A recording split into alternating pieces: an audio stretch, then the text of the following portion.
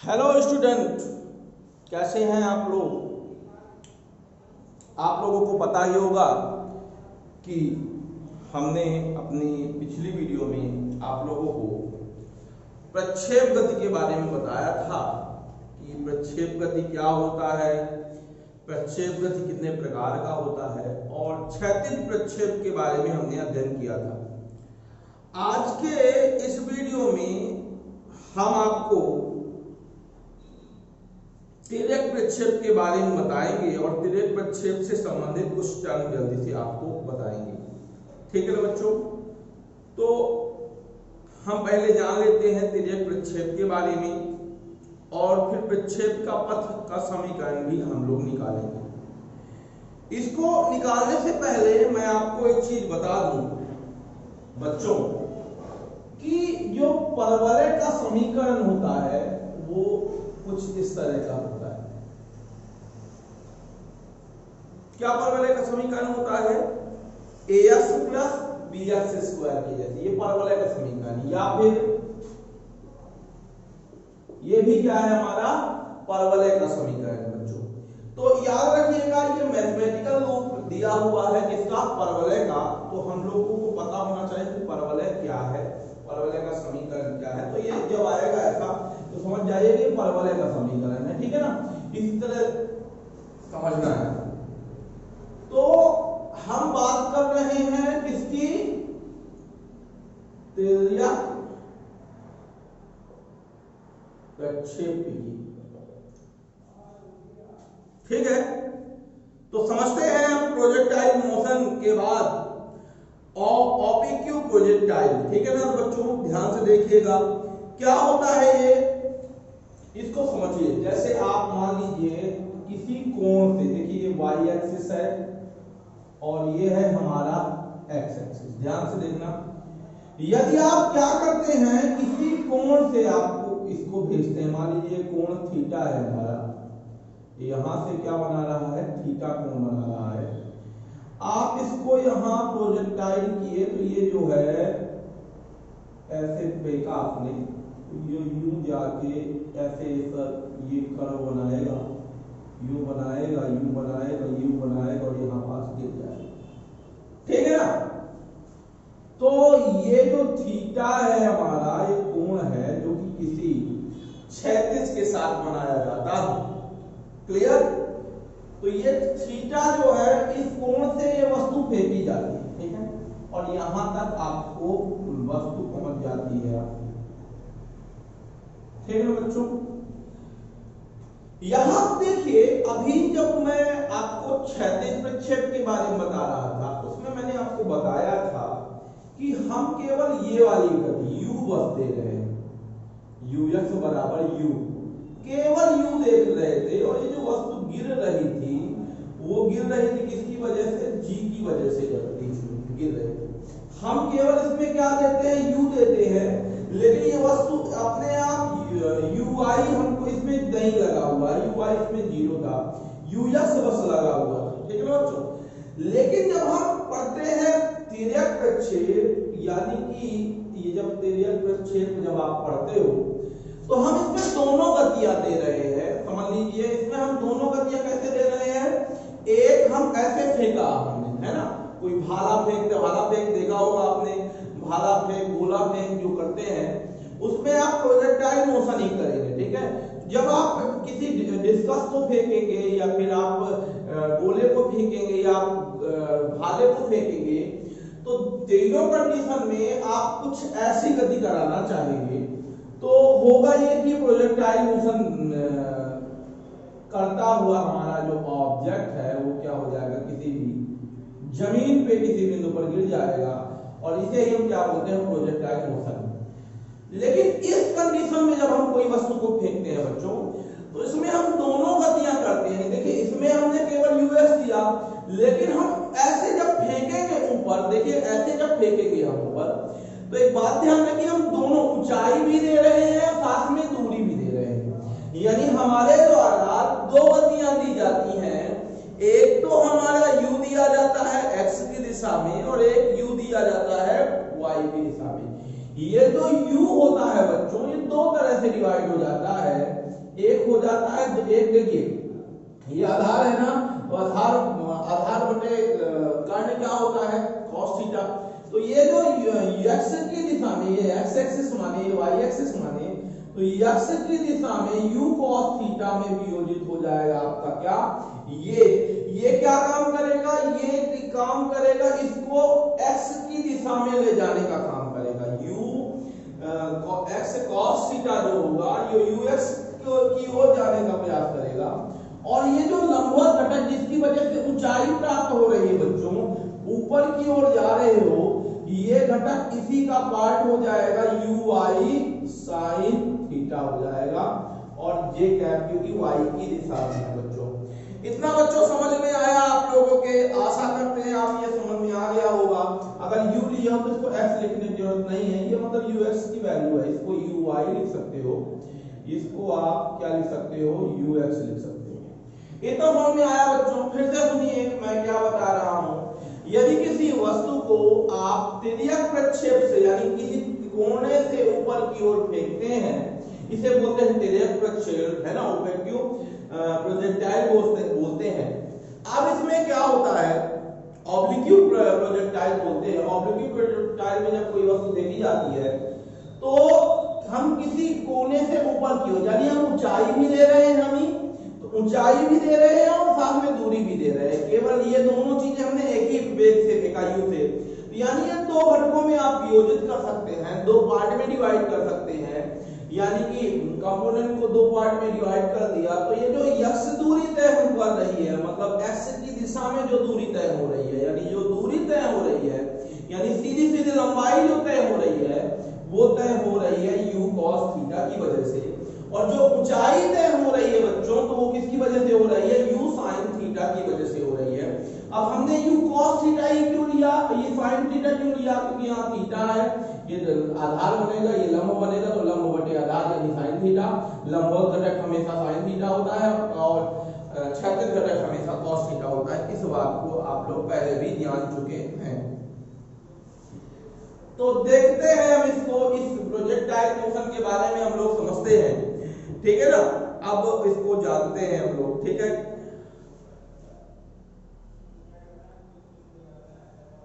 इतना तो आप लोगों को समझ में आ गया होगा, ठीक है। अब देखिए समझिए थोड़ा सा, मान लेते हैं एक प्रक्षेप है हमारा, है ना, और वो प्रक्षेप जमीन से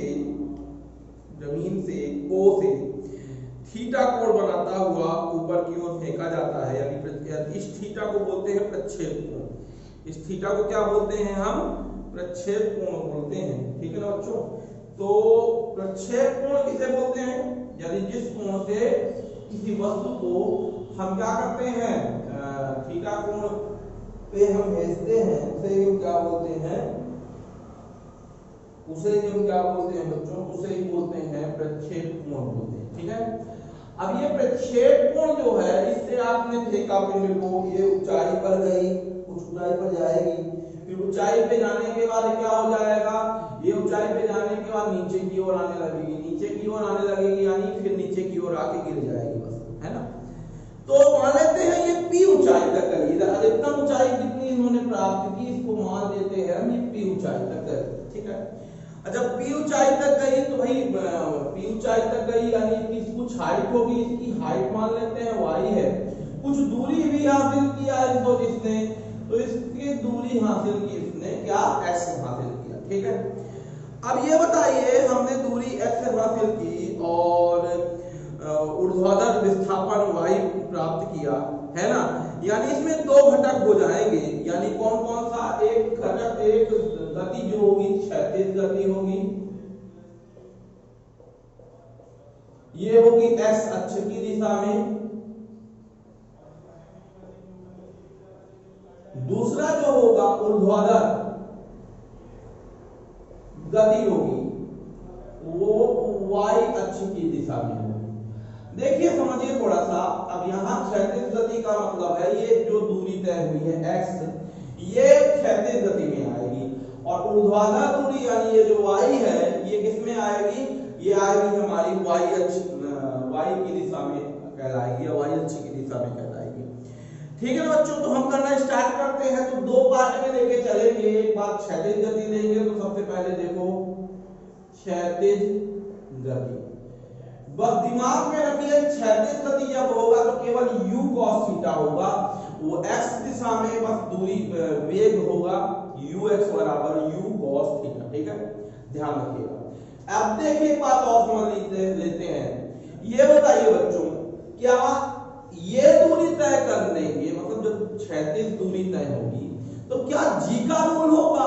दूरी प्राप्त करने में g का रोल शून्य होगा, मतलब एक्सेलरेशन शून्य होगा। ध्यान रखिएगा, यानी a की वैल्यू जब हम x दिशा में दूरी तय करेंगे तो ax बराबर 0 लेंगे और ux बराबर लेंगे बच्चों u cos थीटा। तो इसमें भी आप देखिए क्षैतिज गति कर रहे हैं, तो जब क्षैतिज गति करेंगे तो जो प्रारंभिक वेग ux होगा वो कितना हो जाएगा? u cos theta. ठीक है, और ax क्या हो जाएगा? 0 हो जाएगा, क्योंकि भाई एक्सेलरेशन लग ही नहीं रहा है, इसलिए एक्सेलरेशन नहीं लगने के कारण ये क्या हो जाएगा बच्चों? 0 हो जाएगा। तो वैल्यू पुट करते हैं वही गति के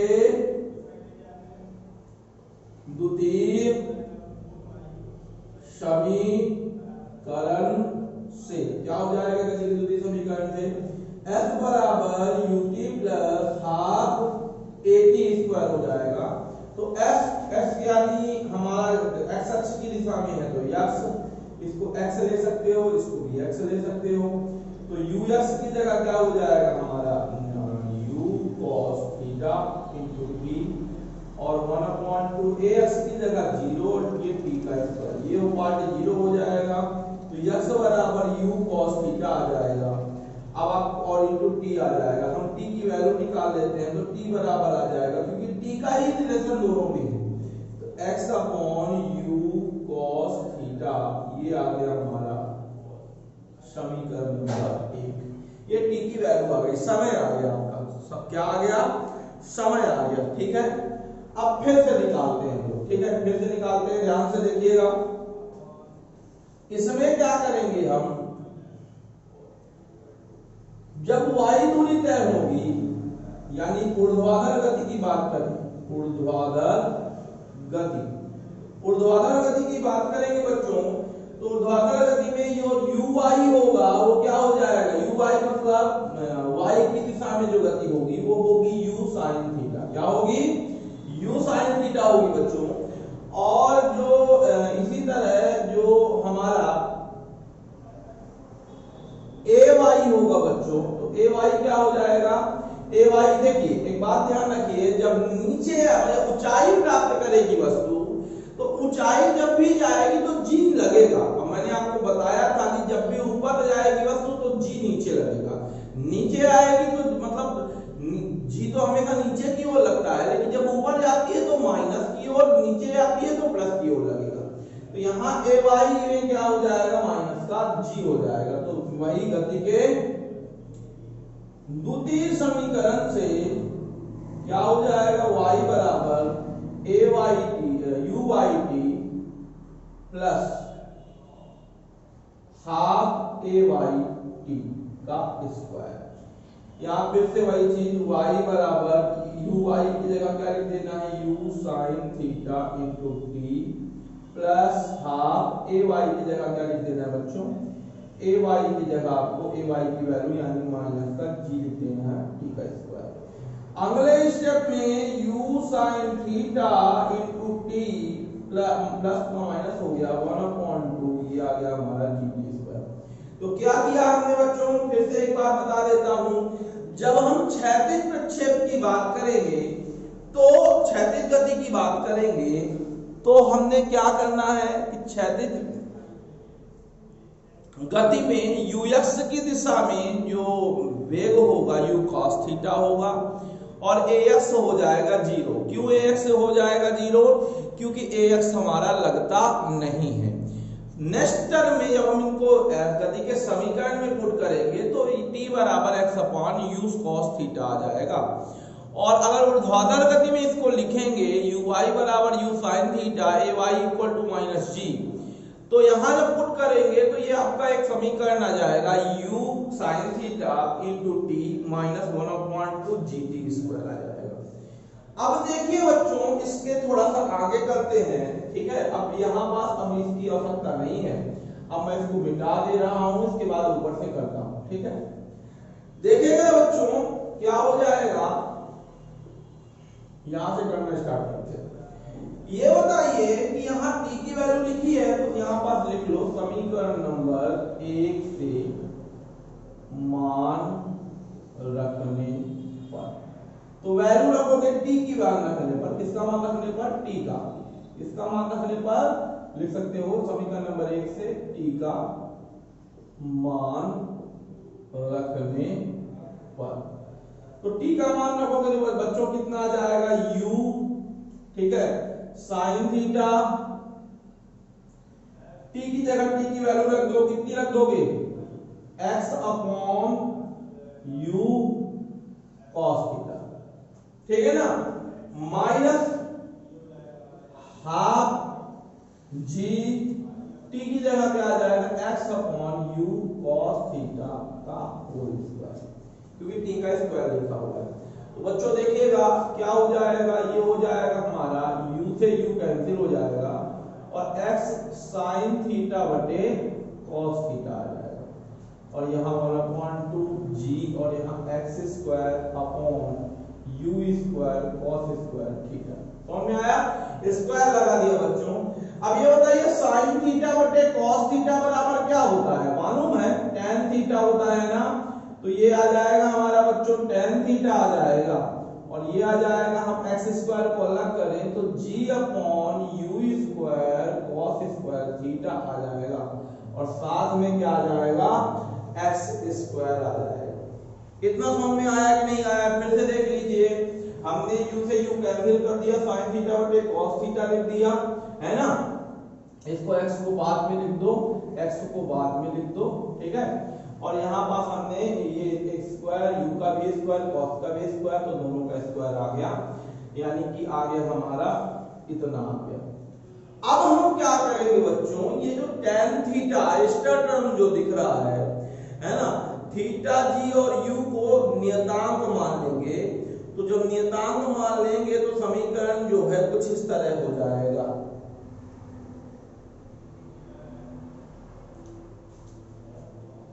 इस समीकरण में थीटा जी और u नियतांक हो तो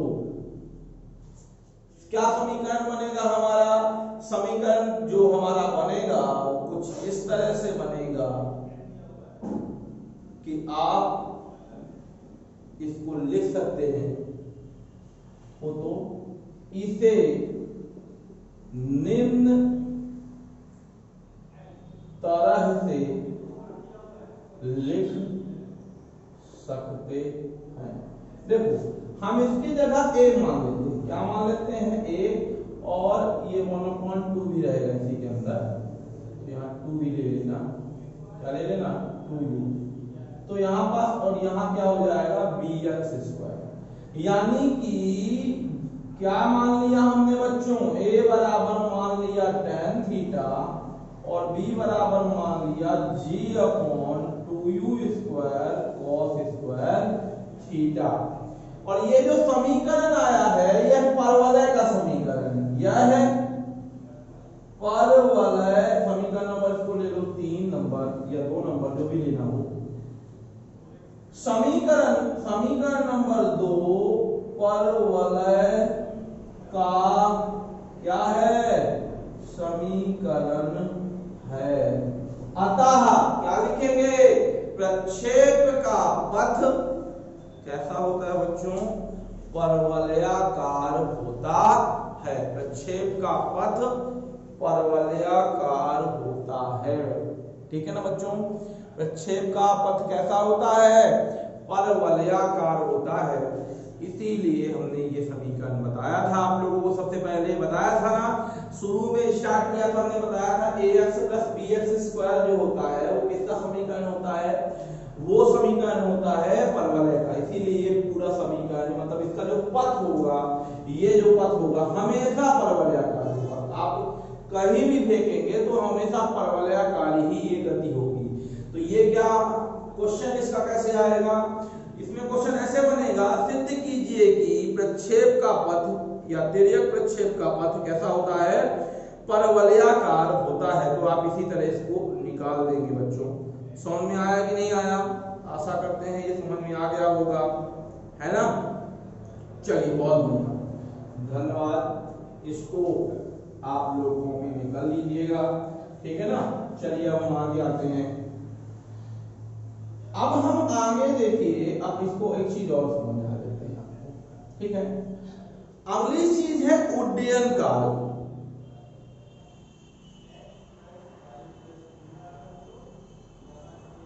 क्या बताना है, उड्डयन काल।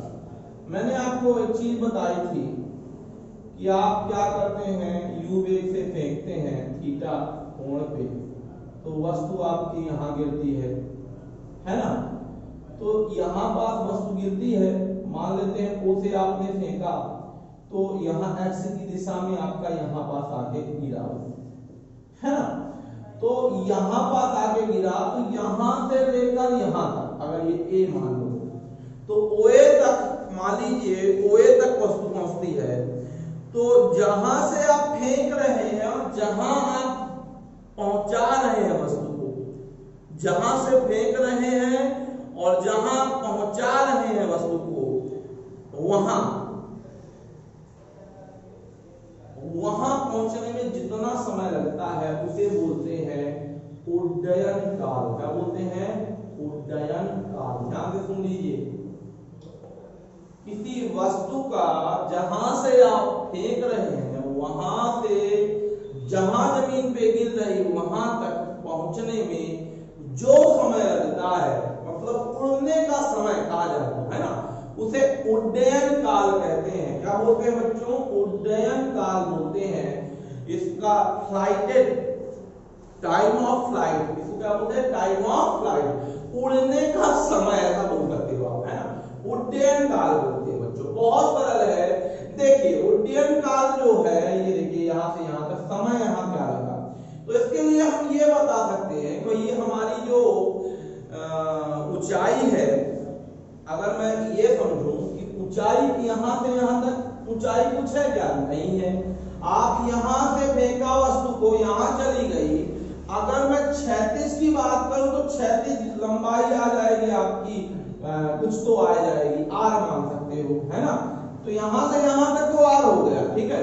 लेकिन अगर मैं ये कहूं कि यहां ऊंचाई यहां के बराबर है, यानी ऊंचाई क्या हो गई, 0, यहां पास वायु की और जो गति है वो क्या हो जाएगी, 0।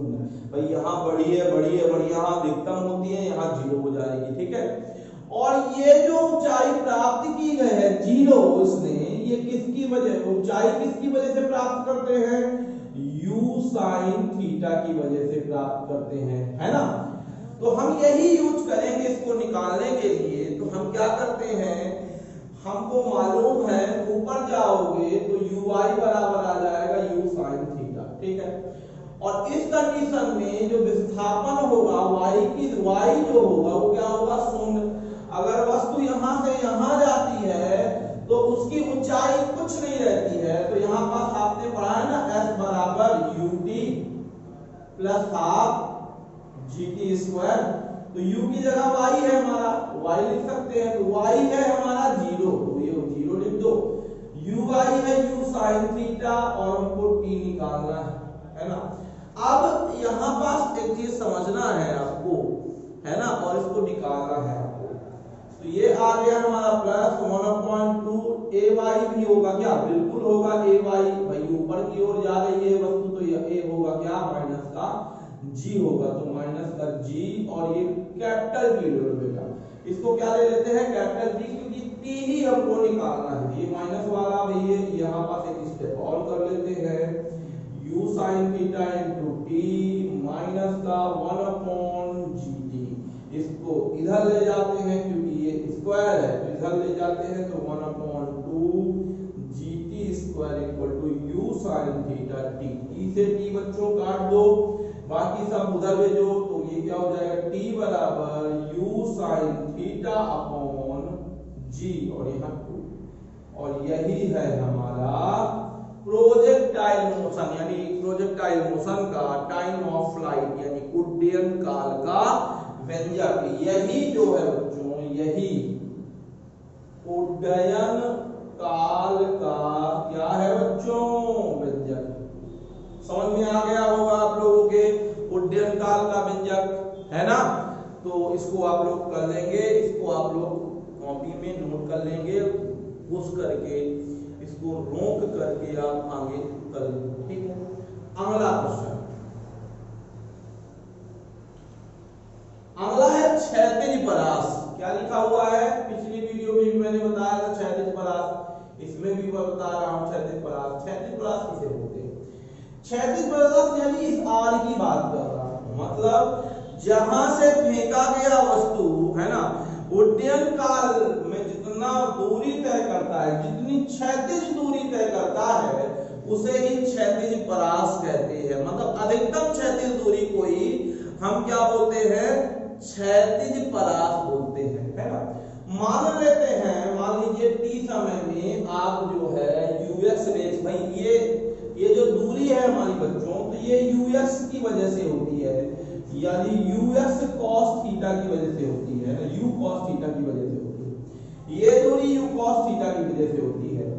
तो मान लेते हैं बच्चों कि आर दूरी उन्होंने तय की, ठीक है ना। तो डिस्टेंस बराबर क्या होता है भाई, आप लोगों को पता है क्या, दूरी बराबर क्या होता है, दूरी बराबर होता है चाल गुणे या वेग गुणे विस्थापन बराबर दो, तो विस्थापन बराबर वेग गुणे समयांतराल या समय, है ना। तो वेग है हमारा यूएस और समय है हमारा कैपिटल टी, विस्थापन हमारा कैपिटल आर है। तो यूएस की दिशा में भाई दूरी हम लिख सकते हैं यू साइन थीटा, टी की दिशा में जो दूरी लिख सकते हैं वो कितना, टी हमने निकाला था ना, कितना निकाला था बच्चों, 2u sin theta upon g, यही निकाला था ना, 2u sin थीटा अपॉन जी। रख दो वैल्यू, तो ये हो जाएगा u sin थीटा, और यहां पास आ जाएगा 2u sin थीटा अपॉन जी। sin थीटा यार बिल्कुल, ये इधर cos थीटा आएगा ux की जगह, तो यहां भी कितना आएगा हमारा cos थीटा आएगा। तो बच्चों ये क्या हो जाएगा, u दो आ गए, तो 2 u स्क्वायर कर दो, यहां लिख दिया 2 sin theta into cos theta upon g. ये क्यों कर दिया भाई, आपको पता है ना कि 2 sin थीटा और cos थीटा बराबर होता है sin 2 थीटा, यानी क्या आ जाएगा u square sin 2 theta upon g. यही जो है क्षैतिज परास का व्यंजक है बच्चों। किसका व्यंजक है, क्षैतिज परास का व्यंजक है, ठीक है, u square sine 2 theta upon g. यही किसका व्यंजक है बेटा, क्षैतिज परास का व्यंजक है ना। समझ में आया बच्चों। एक क्वेश्चन ये आ जाता है कि अधिकतम क्षैतिज परास प्राप्त करने के लिए आपको किस कोण से फेंकना पड़ेगा। अब ये बताइए, ये जो हमारा मान है किस पर डिपेंड करता है, साइन 2 थीटा पर डिपेंड करता है, और साइन 2 थीटा जो है बच्चों उसकी अधिकतम वैल्यू 1 होती है, और जो कि कहां होती है, 90 पे होती है। यानी आप ये लिख सकते हैं कि साइन 2 थीटा बराबर 90, यानी 2 थीटा बराबर 90, यानी थीटा बराबर 90/2, यानी थीटा बराबर 45 डिग्री। यानी कि अगर किसी भी प्रक्षेप को 45 डिग्री के कोण पर, देखो ये फेंकते हो ना आप, अगर ऐसे थोड़ा सा ऐसे ऊपर फेंकोगे तो ज्यादा दूर नहीं जाएगा, नीचे फेंकोगे तब भी नहीं जाएगा। यानी अगर आपको अधिकतम दूरी पर किसी पत्थर को फेंकना है, या भाले को फेंकना है, या गोले को फेंकना है बच्चों, तो आपको कितने कोण पर फेंकना पड़ेगा, थीटा बराबर 45 डिग्री पर फेंकना पड़ेगा। बिना 45 डिग्री के फेंके आप अपना अधिकतम परास को प्राप्त नहीं कर पाएंगे, ठीक है ना बच्चों। तो ये था हमारा आज का वीडियो, ठीक है, आपको सरल लगा होगा और आप इसको करिए, इसको आप ध्यान से करिए। आपको पता है कि ये जो वीडियो है हमारा, ये बहुत इंपॉर्टेंट है, मोस्ट आईएमपी क्वेश्चन इसमें, इसको मान सकते हो। और इससे संबंधित जो सवाल है हम अगले वीडियो में देखेंगे और इसके आगे हम चलेंगे। तो बच्चों घर में रहिए, सुरक्षित रहिए और ऐसे ही पढ़ाई करते रहिए। And thank to watching this video and don't forget subscribe my channel and thank to all.